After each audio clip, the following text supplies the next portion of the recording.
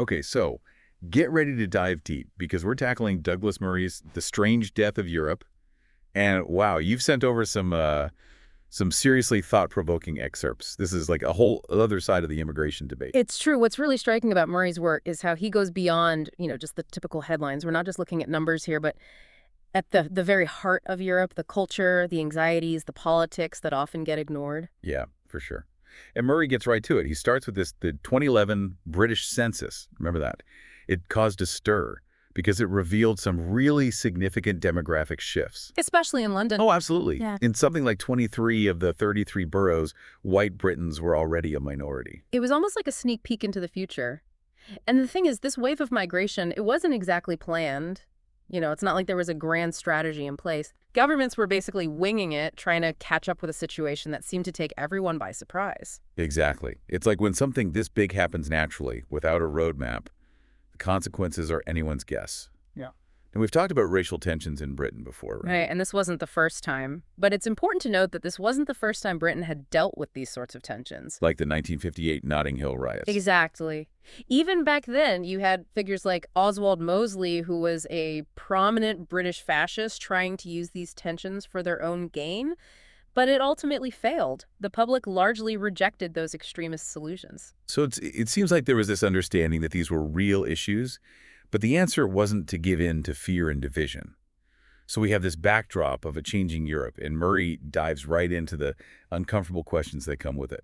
And this is where it gets really interesting. He tackles the topics most people shy away from: diversity, national identity, what tolerance actually means.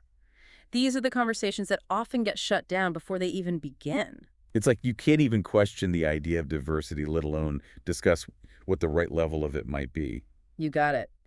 And Murray argues that even the experiences of white Britons, their sense of belonging in this changing landscape, are often ignored or dismissed. It reminds me of that documentary 100% English where they use DNA tests to try and prove everyone's a foreigner. It just shows how sensitive this whole issue of national identity can be. It's like we're walking on eggshells around this idea that maybe not everyone's thrilled about how fast things are changing. And that's a key point Murray's making. By shutting down these conversations, we're just fueling more division and resentment. Look at what happened with those grooming gangs in the UK. Investigations were stifled because people were terrified of seeming racist. Yeah, it's a perfect example of how being politically correct can actually put people in harm's way. And then there's the reaction to Salman Rushdie's, the satanic verses, or the attacks on Ayaan Hirsi Ali just for criticizing parts of Islamic culture. It exposes a real double standard. We're quick to condemn some types of intolerance, but then we hesitate to even admit that religion, especially Islam, plays a role in these things. We're so fixated on race that we've forgotten how to talk about religion without tying ourselves in knots. Exactly. This fear of speaking up has created this void where different opinions are silenced. Anyone who voices concerns is instantly branded a bigot. Talk about a recipe for disaster.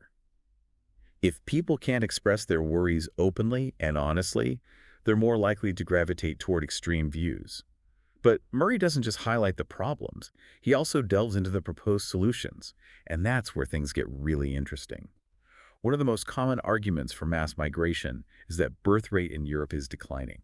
Right. The thinking being that Europe needs younger generations to support its aging population. And it's true, the fertility rate in many European countries is below replacement level. So on the surface, it makes sense to bring in more young people to fill the gap. But Murray points out that it's not so straightforward. For one, you can't control where migrants choose to live or how long they'll stay, and immigrants age too. It's like trying to fix debt by taking on more debt, just postponing the inevitable without dealing with the root cause. Exactly. And then there's the economic side. We're told Europe needs migrants to address labor shortages. But what kind of jobs are we talking about? Right. I found the whole energy and vibrancy argument fascinating. It's used to justify mass migration, but what does that even mean? It's a loaded phrase for sure. And it implies that European culture is somehow lacking, that it needs this infusion of outside energy. But let's be real, we're often talking about low-skill jobs, the ones many Europeans are told they're too good for. It's almost like we've designed a system where certain jobs are fine for immigrants, but not for our own people. It's an uncomfortable truth. And that leads us to another critical point. Murray raises the 2015 migrant crisis. This was a pivotal moment for Europe. The year Angela Merkel made that famous statement, "Wir schaffen das," we can do it, opening Germany's borders to a massive wave of migrants. And that open-door policy put a huge strain on the Schengen Agreement. Right. For those who aren't familiar, the Schengen Agreement allows free movement between a lot of European countries. It's a cornerstone of European integration. But as Murray points out, it also meant that a decision by one country could impact the entire continent. Exactly what happened. You had countries like Hungary and Slovakia pushing back against this open-door policy. They argued they couldn't handle the influx. It revealed this deep division within Europe about how to handle migration. And Murray contrasts this with Australia's approach. Now, Australia had its own issues with maritime migration. Right, people trying to reach Australia by boat. And their response was controversial, to say the least. They set up these offshore processing centers, basically trying to deter people from making that dangerous journey. It's a tough situation. No easy answers. It makes you question the ethics of it all. Right. But it did have a big impact on the number of people attempting that journey. And it raises a critical question that Murray highlights. Is it more humane to process asylum claims outside of Europe, preventing those perilous journeys in the first place? Or are we just shifting the burden onto other countries? A real moral dilemma with no easy answers. It highlights the growing gap between those who want a more cautious approach to migration and the political and media establishment that often dismisses those concerns as xenophobic or even racist.